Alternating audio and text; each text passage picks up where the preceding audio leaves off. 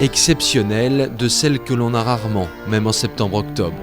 Le sous-marin offre ainsi toute sa richesse aux membres de l'expédition Silias, un moment de plongée privilégié à près de 40 mètres de profondeur.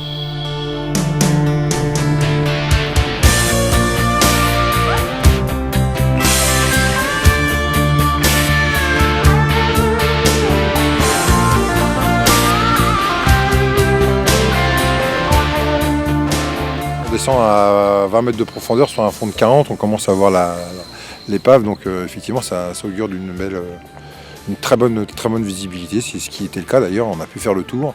Et l'avantage d'avoir aussi une bonne visibilité sur le sous-marin, c'est qu'à l'avant il y a une partie qui a sauté, la partie à l'avant qui a explosé, et on peut se permettre d'aller dessus sans avoir à tirer un fil d'Ariane, c'est-à-dire que quand on revient, on se retourne, on voit cette masse, cette ombre du kiosque là qui est énorme, qui remonte quand même de 7 mètres.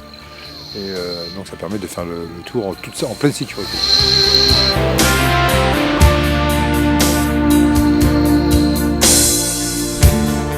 Car à cette profondeur, la sécurité devient un aspect primordial de la plongée.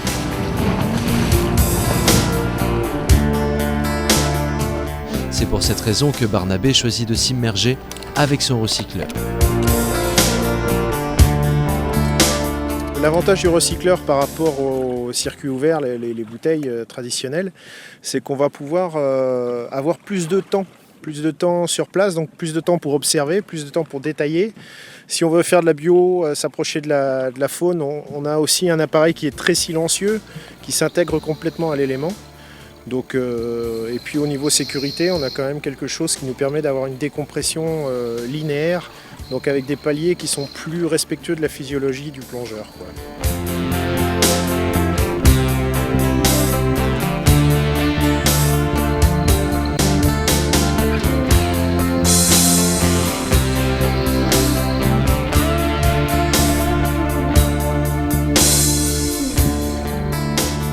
Olivier, lui aussi, aime passer du temps sous l'eau, mais c'est pour mieux retranscrire ses impressions, ses souvenirs d'immersion sur papier.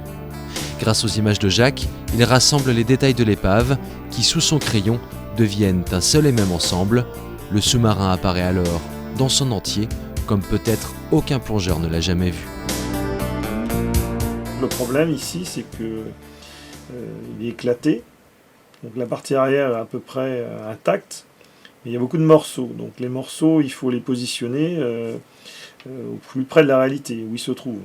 Donc il faut essayer de voir d'après les vidéos où se trouvent les morceaux. Bon, il y a des roches autour, ce qui ne facilite pas forcément le travail, parce que bon, il faut essayer de représenter les roches, et après les différents éléments. Aussi essayer d'évaluer les distances. Donc ça se fait à l'aide de la vidéo. On peut le faire également à l'aide de photos numériques.